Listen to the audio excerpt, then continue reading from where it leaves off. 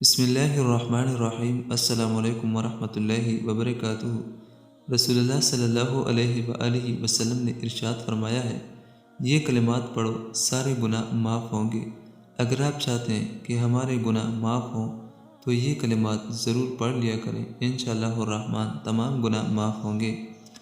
رسول اللہ صلی اللہ علیہ وآلہ وسلم ایک ایسے درخت کے پاس سے گزرے جس کی پتیاں سوکھ گئی تھیں۔ آپ صلی اللہ علیہ وآلہ وسلم نے اس پر اپنی چھڑی ماری، یعنی کہ لاٹھی ماری، تو پتیاں جڑ پڑی، یعنی کہ درخت کے پتے گر گئے۔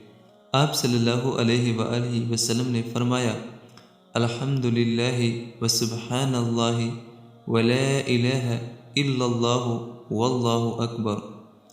کہنے سے بندے کے گناہ ایسے ہی جڑ جاتے ہیں، یعنی کہ اس کے پڑھنے سے بندے کے گناہ ایسے گرتے ہیں جیسے اس درخت کی پتیاں جڑ گئیں۔